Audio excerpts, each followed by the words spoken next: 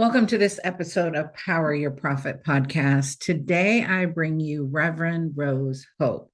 She's a dynamic thought leader in the spiritual and business development, driven by a profound mission to create heaven on earth. Her journey from chronic illness and surviving a two near-death experience has fueled her passion for transforming lives and using metaphysics and the Akashic Records, your soul library. With over 20 years of expertise in health and education and spiritual development, Rose has empowered countless individuals to unlock their potential. As a founder of Rose Hope Inc., Rose guides those on a quest for a higher purpose, teaching them to harness their intuition, master their mind. Her insights have made her sought after speaker at prestigious institutions like Harvard University, featured on TV, NBC, ABC. In addition to her entrepreneurial ventures, Rose is a devoted mother, publisher, international bestselling author, and she hosts a podcast, When Spirit Calls, and her recently released novel, The Ark. Welcome to Power Your Profits podcast, your friendly guide in bringing your business revenue to the next level. Listen as host Dr. Susie Carter hears inspiring stories of success from her fellow entrepreneurs and transformational leaders. Prepare to make significant change to your strategies as they unravel the secrets of building multi-million-dollar businesses and the most effective tips on finance, marketing, and sales accountability. If you want to take your first steps towards explosive business growth, this podcast is for you. Without further ado, here is your host, Dr. Susie.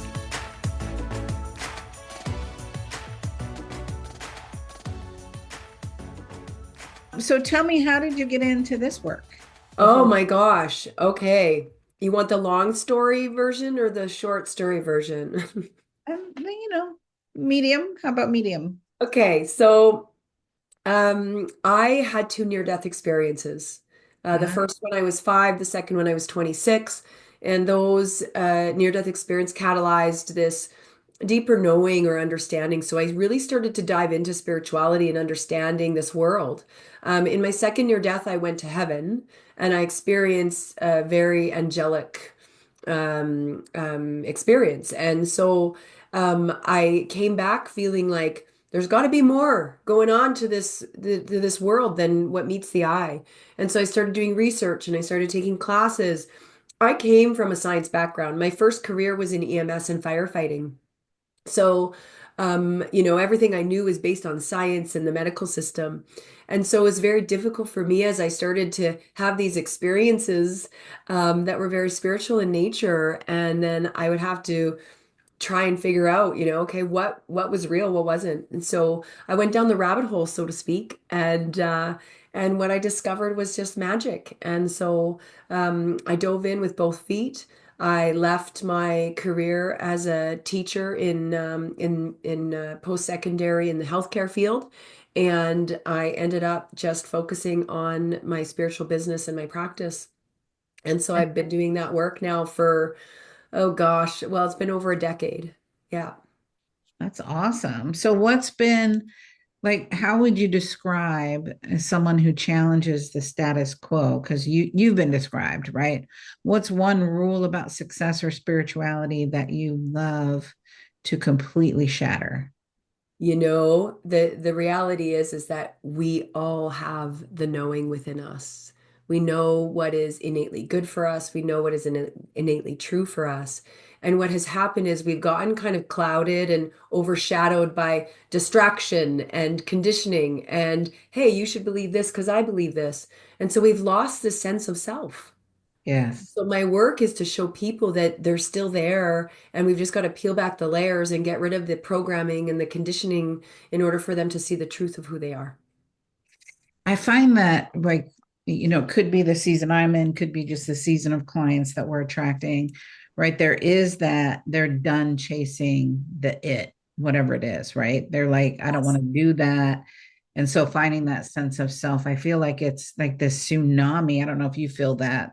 Like started, decades ago, where people are like, oh, that's weird. And now they're like, oh my God, yes. Are you feeling that? Or are you? Absolutely. We're in a grand awakening, and we have been for quite some time, but it's really been expedited, especially over this last little bit here, because we're being called to our deeper truth, and we can't deny it. It's kind of like if we go into a dark room and we turn on the light. Well, Yes. now I can see the dust on the shelf, and I can see the dirt on the floor, and I can see the cracks and the dings on the wall. And so what has happened is this light has been shone on planet Earth, so to speak, of humanity. And so a lot of people, they're starting to witness all of the not so good stuff. And they're thinking like, oh my gosh, we're in big trouble. But what's actually happening is we're seeing the truth of things. And Mm, when we start to see the truth of things, and we start to also be able to witness the truth within ourselves as well. And that's been really powerful for me as I've stepped into this journey is who am I? What am I doing here? Am I really living my most authentically led life? Because I spent most of my time chasing and playing the I'll be happy when game. You know yeah. that game? I'll be Yeah. happy when I finish the degree, and I'll be happy when the bill is paid and all of that. And I was so miserable. By the time I was 30, I'd become a millionaire, and I was more miserable and depressed than I'd ever been before. So I had Mhm. achieved all the markers of success, had the family with the two children, the son and the daughter, had the successful career, had the husband, had the nice house, all the stuff. And I was so, so lost inside of my heart. Yes. So we spend a lot of time looking for all the answers outside of ourselves. Yeah. It's not where the answers are. The answers are inside of us. And so that is the work that I teach and I focus on with people. Well, one of the reasons I wanted to introduce you is, and I'm not being any disrespect to this industry, right? Because I'm in the industry, but there's a lot of people that it's just woo woo or weird. Why I wanted to interview you is because you're grounded, you're clear, you're concise, right? You talk Mhm. about purpose and prosperity and power, but in a Yeah. way that blends because you're very spiritual. I get that the Yes. minute I see you, I'm gravitating to you. So, what's Right. one thing most people get wrong about tapping into this, and how do you set them straight? Well, I think that the belief is that it's all make believe. Hmm. That it is all hocus pocus, that it doesn't have any merit to it. But the truth of the matter is that everything that we've ever created in this world, guess where it came from? It came from the world of make believe. Someone made it up inside of their mind. And then from making it inside of their mind, they created it, they manifested it. And so there's actual science now that we understand the world in a very multidimensional aspect. We're starting to understand the quantum field, okay? And the quantum field is that beyond which we can see. We understand the world now as energy, frequency, vibration. And Yes. so people have been caught up in this very three-dimensional space when in fact there is so much more than meets the eye. And so the invitation is to invoke people's awe and wonder, their curiosity, and be willing to explore that the deeper layers of what this life and this world really is about. Well, I talk about like way back when I was building one of my first companies. We were in a meeting with, 20 team members, and, we're talking about our goals. I'm like, you guys, I'm just making this shit up. They're like, what? I'm like, I'm making it up. I mean, I don't know. I've never done this. Or what do you mean you're making it up? I'm like, okay, I guess Mhm. I can't share that with everyone. But it's true. You just go, okay, I want this. And then you reverse engineer it. Like that's the sexy. Yes. But in the beginning, I didn't know. I just knew like I'm going to create this and let me figure out the strategy to do that. And I did that with prosperity and abundance. So what's your secret sauce, right? In turning stuck energy to unstoppable momentum because you're a master at it. Ooh, so first of all, I want to say that everyone is an alchemist. We Mm-hmm. all have the ability to shift and change energy, to shift and change our thinking. And so the first thing I want to speak to is this. We are multidimensional beings. In the study of metaphysics, we talk about the ego mind, EGO, ego mind. That's Mm-hmm. considered the false self in metaphysics. And then we have what we call the higher self. So we've got these dimensional aspects of our being. And what happens and what has happened over thousands of years is that ego mind has started to take over. And so the ego hijacks us and it comes in and it says, oh, this is this is the way it is and this is the story because it happened before. And then we buy into that ego and then we get lost in that, or we're in worry, or we're fear, and we're in overwhelm, right? The higher mind, however, and this is where when you were doing that workshop and you were getting all this insight, it was coming from your divine mind. The Yes. divine mind and the divine imagination is there to ensure that we stay on the path of the highest expansive possibility for ourselves. But the ego comes in and hijacks us. So, one of the first things that we can do that really allow us to get on the path and get rid of those blocks and those obstacles is to build relationship to that ego aspect of our mind. And so, what I love to do and teach my clients is to give their ego mind a name. In fact, my client the other day, she called hers Ivana Gripe a lot, which I thought was hilarious. Isn't that funny? So once you name your ego, then you can start to build a relationship to it. So yes, I talk to myself all the time because there are many layers to me. So when my ego comes in and it says, "Oh, you can't go talk on that podcast. Who do you think you are?" I say, "Oh, thank you, but I've got this." Or I say, "Hey, what's that really about? Where's this actually coming from?" And then I nurture that relationship. And so my ego has started to recede. It started to get quieter and quieter so it doesn't hijack me. I'll never forget, I was writing the final exam of a final class in a degree that I was completing in my 20s. And I was so excited to be done, so eager to be done. And so I'm writing this test, and my ego kicks in and it starts saying, "You're going to fail this test because you failed one before and you had to do a rewrite." And it was playing over and over. I'm trying to write the test, trying to focus. By the time I was done the test, I knew I had failed. I had failed. I just knew it. And tears are falling down my face as I drive home. I get home, I email my professor and I say, "I know I failed. Can you tell me what I need to work on for the rewrite?" And my professor emailed me back and said, "I don't know whose test you think you wrote, but you got 87%." Mm. The ego tells us lies to keep us protected in a way. But in fact, what happens is we end up letting it hijack us. We're supposed to run the ego. We're supposed to tell it what to do, not the other way around. And yet most of us walk around letting that ego run the show. So that is the first thing that I suggest people do in order to start shifting and moving and opening up the possibility, because it's the ego 99.9% of the time that's getting in the way and telling you the lies that are stopping you from moving forward. The second thing that I love to speak to is filling the soul bank. So, what Mm. does filling the soul bank mean? Well, let's put it this way. Filling the soul bank means that I'm nurturing this relationship and connection with myself and the divinity within me. And so for me, filling my soul bank might look like in the morning I wake up and I say, "Good morning, God. I know you're waking up with me," or creator or universe, whatever you use to define that beautiful power source energy. And I invite it to do the work for me. I say, "Thank you. I know that you're going to do everything that needs to be done today. Thank you so much." And the other things I like to do to fill my soul bank, I'm physically active. I go into nature. I allow myself a presence practice, meaning that I let myself become present even in the discomfort as I'm moving through the day. Oftentimes I'll say the words, "Here I am, here I am," to anchor myself into a present moment. For other people, filling the soul bank might mean doing volunteer community work. It might mean learning something new. Filling the soul bank might be giving a hug to somebody you know needs it. So there's so many ways that we can fill the soul bank. But I will tell you from my own experience, I was so disconnected from myself. I didn't even know that I needed to be filled up. And so when I had that experience of, reaching those successful heights and supposedly I was supposed to be happy and was miserable, I really, got to a point where I recognized that I could look outside of myself for all the things that I think would make me happy.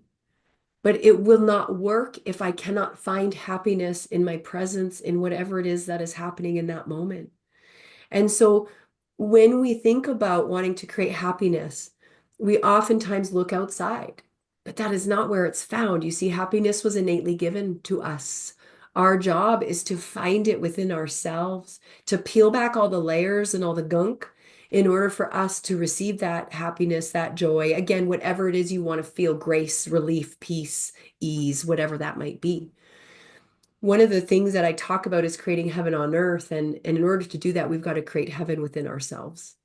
And that begins with filling that soul bank, whatever that might mean for you, that connection with self, prayer, meditation, filling your body with nourishing food, again, whatever that soul bank might be. So, an invitation for the audience might be, what is going to fill your soul bank? What fills your soul bank? What can you be doing actively every day, consistently, that is filling your soul bank?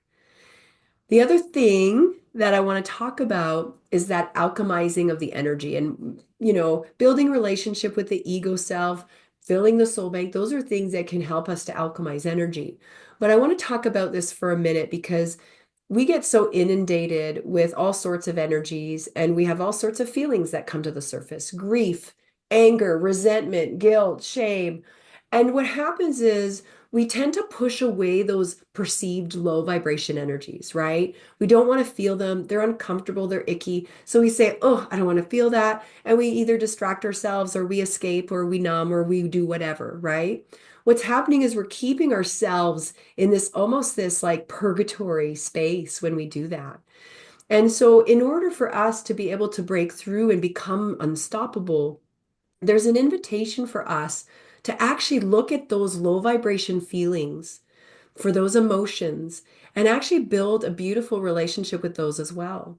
And so, what I mean by this is that I take an opportunity to allow myself to hold the space for that energy. So, for example, if I'm feeling grief coming in, rather than me distracting and moving on and forgetting about that feeling or whatever, instead, what I do is I hold the space for that grief. So, I like to cup my hands like I'm holding a cute little bird or a bunny. And I say, hi, grief. I see you and I hear you, because those energies, they just want to be seen and heard as well. They just want Right. to be seen and heard. And as soon as you see them and hear them, what happens is they alchemize. That's juicy. You're listening to another episode of Power Your Profits podcast. We'll be right back after a quick word from our sponsors. Overwhelmed by the complexity of business profit strategies? Jump aboard the Bullet Train to Big Profits course, a streamlined solution by Dr. Susie Carter. This course is designed to uncomplicate the path to profitability. Imagine being able to identify and execute profit strategies with ease, skyrocketing your revenues. Visit course.poweryourprofits.com and sign up for the Bullet Train to Big Profits course today. Are you tired of struggling to take your business to the next level? Power Your Profits is the game-changing book you've been waiting for. Dr. Susie Carter, creator of the Predictable Success Method, reveals her proven strategies for explosive growth.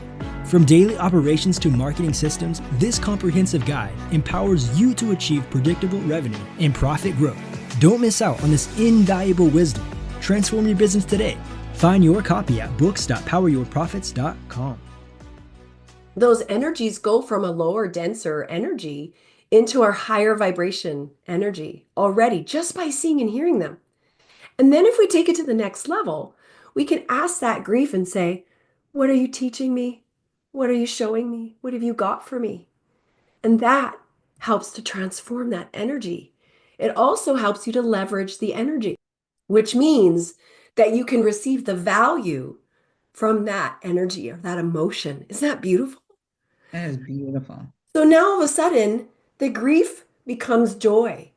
The grief becomes a lesson. It becomes a learning. It becomes an evolutionary experience.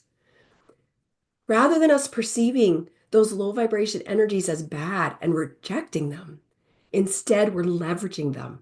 We're finding the value and the magic that is available to us in everything and in all things. I love that. So will you share, because you blend and you can hear it inside of the conversation, you blend that spirituality and practical success in one. It's not one or the other. And I think that's where we've been as a society. It's this or that. And truly it is both. So what's the craziest or the most inspiring or the most surprising result that you helped a client achieve where you all this come together? Like, that's bananas, right? Well, thank you for saying that, because you're right. It's not this and that. Right. Spirituality is woven into everything that we do.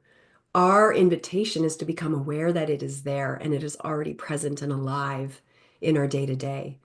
There's a couple things that I want to share. First is that a lot of clients feel that in order to be quote unquote spiritual, that they have to set aside time, meditate an hour every day, read all the books on spirituality. The reality is that I don't have time to meditate for hours on end every day. I just don't. I've got two young kids, busy, in my practice, in my business. And so it's an invitation to weave that in. And so, even just now, taking in a breath, allowing myself to be fully present here, that is a spiritual moment. And we can incorporate that spiritual energy into everything that we do if we wish to. It's already there. We just increase our awareness of it. Okay. You asked about a client who's had some sort of like, oh my gosh, kind of excuse me, some oh my gosh type of moment where they recognize that, wait a second, maybe it's not so difficult. And although there's many examples, there's one in particular that's been on my mind recently. So I have a client who is brilliant at what she does. She charges $100,000 for her coaching. She works with really high-end leaders and that sort of thing. And as we were doing some work together, she had an epiphany because she had such resistance to how money was coming to her. And she's, got these big plans and these big dreams, and she's had a lot of wealth that has shown up for her. But she also had an experience where she lost her partner, who passed away. So some trauma came in, and ultimately she was attacked publicly. She was shamed publicly, and so she ended up having to file for bankruptcy. So now she's reviving her business again, and she's feeling the struggle of that. And as suggestions are coming for her to manifest prosperity and manifest the money that she needs in order to take her business now to the next level, there's all this resistance that's coming up in her. And so a suggestion was made that she look at a fundraising type of model where she brings in people that can invest in what she's doing. And so right away she had resistance. I've done that before. I've done that. And I shouldn't have to do that. And right away, I pushed back on that. I said, first of all, who's to say you shouldn't have to do that? You're making a decision, you're tying into a limited belief that you shouldn't have to do a certain way. And what you're actually doing is you're blocking yourself from receiving all the ways in which money is trying to find its way to you. And all of a sudden, her demeanor changed and she said, oh my gosh, I have been blocking myself on so many different areas of my life because I'm thinking it shouldn't have to be that way. Right? And so Yes. so often we create these stories or the narrative, or the ego mind does, right? Creates the narrative and says, oh, I shouldn't have to do it that way. It shouldn't have to be that way, you Right. know? And the reality is, it is what it is. Your job is to open yourself up to every possibility, to not deny yourself of any which way that prosperity can show up for you. That's so delicious, right? It's true. It's so if success were a recipe, what are three unexpected ingredients most people don't realize they need to throw into the mix? Ooh. The first one, divine is your supply. Oh, Divine is come your on, girl. supply, baby. And if you don't know that and you don't own that, you're blocking yourself immediately. And again, divine can be whatever that means to you, source, God. You get to decide that. But divine is your supply. In fact, I suggest to my clients, if they're struggling financially, in addition to removing their blocks, I suggest that they invoice God. You go Mm. into QuickBooks or whatever your invoicing system is, and you send God an invoice, and I'm telling you, watch and see. Watch My and see. accountant will be like, "What are you doing in QuickBooks?" Right? Like, what are you doing here? Dear God, I'm invoicing you for $1 million, right? Yeah. But it opens up our gateway to receiving that abundance. Yes. And if you know divine is your supply, then you're not needing to get it from a client. Right. It means that all that pressure for you to secure or sell to that particular person or client or whatever it is goes away Because ultimately, if divine is my supply, I'm not attached to any way that it comes in. Yeah? Yeah. So that is a big one. The second one is this, and it's not necessarily directly tied to, money coming in, but it is tied to taking away the overwhelm and the burden that we carry. And it is that divine is the doer. Divine is, and I had a hard time wrapping my head around this, to be honest, because I thought, well, Because we're I'm the master doers. I'm a master doer. I am too. I'm a doer and I'm doing all the things. But where is the energy coming from for me to speak? Mm. Where is the insight coming for me to share? It's coming from divine. So when, like I said earlier, when I wake up in the morning, I say, "Good morning, God. I know you're waking up with me and I know that you're doing everything that needs to be done for me today." And what that does is it takes away the overwhelm. It takes away the burden of the day for me so that I am this open channel of receiving, which then brings me to the third one, practice the art of receiving. And what I mean by this is that many of us, again, have those limited beliefs that say, well, oh, I shouldn't have to get money that way, or I shouldn't have to work so hard, or I shouldn't, whatever, right? Or we have this belief that, I'm not worthy of money. A lot of people don't even realize they have that belief embedded in the subconscious that says, I'm not really worthy of receiving. And when we start to unravel, we start to see oftentimes as well, particularly for women, any blocks on receiving oftentimes come from a father wound, by the way, or a masculine wound. So just a little bit of a clue. And so to practice the art of receiving means being willing to work on those root causes of what's blocking you on the receiving. But more than that, it means practicing saying, I receive. When I give someone a hug or they give me a hug, I say, I receive that. Thank you. When I go to the store and I save 10 bucks, I say, I receive those savings. When I get in an accident and it hurts, I say, I receive the lesson. Yes. And so I speak the language of receiving. And so, what that does for me is it creates this multiplication type of experience where now I am receiving so much. I receive the constant flow of money, opportunities, experiences, and lessons for me to evolve to my highest heights. So, it's divine is my supply, divine is my doer, and I am open and willing and practicing receiving each and every day. I love that. And I love that, clarity, like your father wound. What do I need to do to manage that, change that, tweak that, and not change, but really embrace it and realize, there's healing.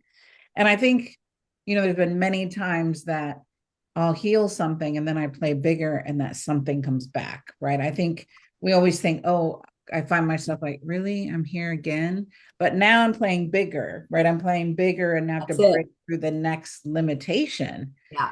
which is I can't always see it myself. That's why we, hire someone like you or participate in your courses to go, how do I unblock this so it doesn't take me years? Because I think so many times we spend years struggling with something where if we could just get clear, if we could just meet a you, if we could just have that knowing, right? Because when I hear you, there's a natural knowing and then there's your expertise in knowing, right? Because Mhm. you spent 2 decades, right, in Mhm. this personal development or spiritual world and managing that. So what's a place that either people can take action to get to know you, get involved with you, play with Mhm. you, have a session with you, discover you?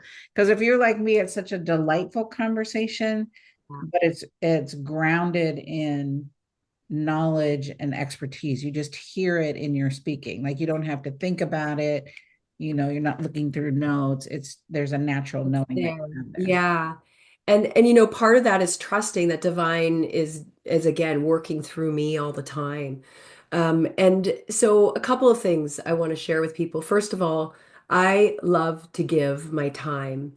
I remember hearing Dr. Edith Egger. She was a survivor on the Holocaust. And so she's written many books. Just a lovely spirit, lovely soul.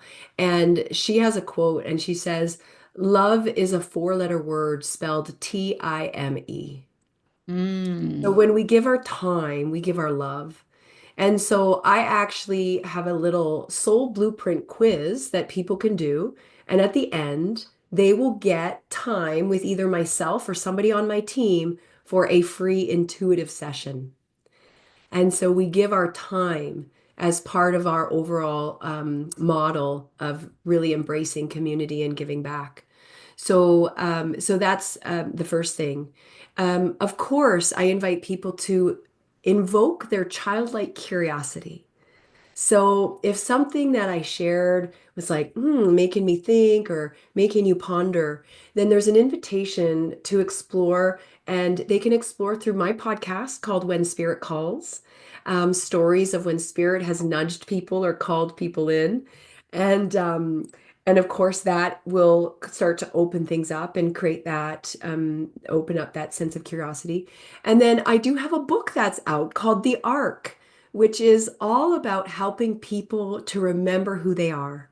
And so it follows the story of a character named Celeste. And even though it's based on my own near-death experiences and my experiences in the heavenly realm, it is a book for the world in understanding that, many of us, we push away who we truly are. I was intuitive as a young child, but was raised Catholic, so I was scared. And then I went into the medical system, so then I was even more scared because of the weird woo-woo things were happening to me, and I was thinking I'm really losing my mind.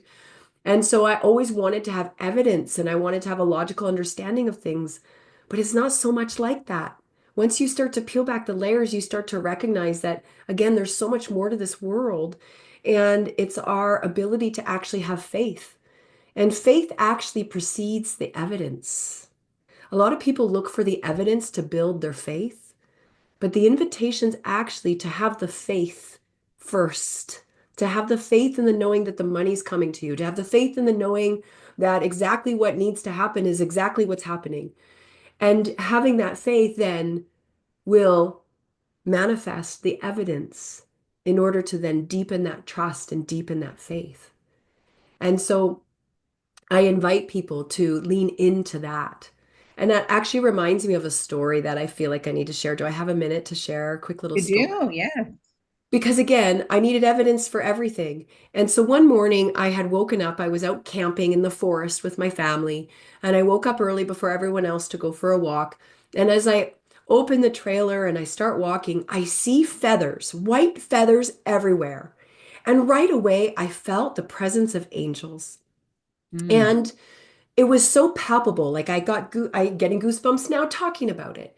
And I could feel them and I thought, thank you so much. Like I felt such a celebration energy. I felt so overjoyed and gratitude filled my heart. And as I continued to walk, I realized that they weren't feathers at all, but in fact, it was some sort of pollen coming off the trees and how the dew and the drying had landed. It made it look like feathers. Okay. So then I was kind of annoyed because I was thinking, okay, the angels didn't have a party after all. And there was a perfectly logical explanation for all of this. And so I posed the question. I said, okay, angels. I said, why did I think that you had had this party and these were your angel feathers if that's not even the case? And they said, that's not the point. The point is you felt us, didn't you? Mm. And that was so potent for me because I was always seeking evidence for everything. And it allowed me to trust that whatever I was feeling or sensing in the moment was what I was meant to experience. And this goes into, when we get connections from loved ones, dimes are very common that are left behind from loved ones. And so we can explain that, oh, the dime was stuck on someone's shoe and that's how it ended up in this particular place.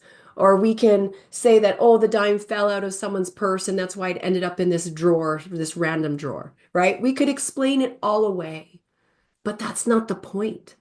The point is to lean in, to trust, and to know that there is so much beyond what we are witnessing in this three-dimensional space that we live in. So much more for us. Okay, girl, now I got chills because this morning I'm getting dressed and I hear this ding and I look and there's a dime. I'm like, where did that dime come from? Like, I'm like, that's so, Okay, so who do you think of? oh. When the dime fell, or right now when you say that? Right now when I'm asking you, or maybe in that moment you felt someone. No, I was more curious, like, where did the dime come from? Because I don't Uh-huh. know where it came from. I was hanging Ah, something up, right? So I think the dime comes from my dad, who passed many years ago. I was, Mm. yeah. The interesting thing, like you said, the wound is masculine energy, right? And again, his presence was there for me. And Uh-huh. oh, this is interesting. Oh, you see, you're putting the pieces together. So, Yes, the and practices. normally I wouldn't even bring up that story, but I was divinely guided to share the story and bring up the dimes specifically. And by the way, it oftentimes is father figures who leave the dimes. Okay, Oftentimes, girl, giving me all kinds of chills now. I love it. I love it. Isn't it so great? It I is mean, so it great. reminds us of the magic of the world. Right. How was I to know that a dime dropped out of nowhere for you today? Right? I don't know that. But I'm trusting that whatever I need to express is going to come through. And now you've made this beautiful connection. It doesn't matter how the dime got there. What matters is that you now made a connection with your dad, and he's coming in to help you in that healing process for yourself to receive more abundance. It's Yes. magic. I love it. Oh, magic. Well, what a firecracker of an episode. Reverend Rose Hope, I'm so excited. You just dropped some serious wisdom and a whole lot of soul today, right? If you're not feeling inspired in your life to take action in your life and your business and your purpose to the next level, you got to rewind and listen to this all over again because it was pure gold, girl. I'm so Oh, excited. Now, thank here's the deal. If to keep this magic going, one, please share it with people. Somebody needs this message. Somebody needs to hear and get a dose of clarity, courage, and a kick in the pants, you. right? To start looking for their dimes, finding their dimes, seeing their dimes, right? And it's not just loose change. There's a I message. love it. And if this message lit you up, do me a favor, hit the like button, right? Leave a review, subscribe to the podcast, but more importantly, support and help us keep this powerhouse guest like Reverend Deanne straight to our ears, right? Follow her on her social media. Go get the blueprint, right? Until next time, remember this world needs what you have to offer and only you have to offer. So get out there, get learning, get growing, own it. And thanks for listening. And we'll see you on our next episode. Thank Reverend Deanne, thank you. Thank you so much. What a pleasure. Thank you. Thank you for joining us for this episode of Power Your Profits podcast. Let these building blocks from today's most successful industry leaders equip you with the necessary resources and tools to finally establish the highly profitable business of your dreams. Want to hear more? Listen to more episodes at www.poweryourprofitspodcast.com. And don't forget to subscribe to the show. Now is your time to rise to the top of your game. So be sure to catch our next episode. Until next time.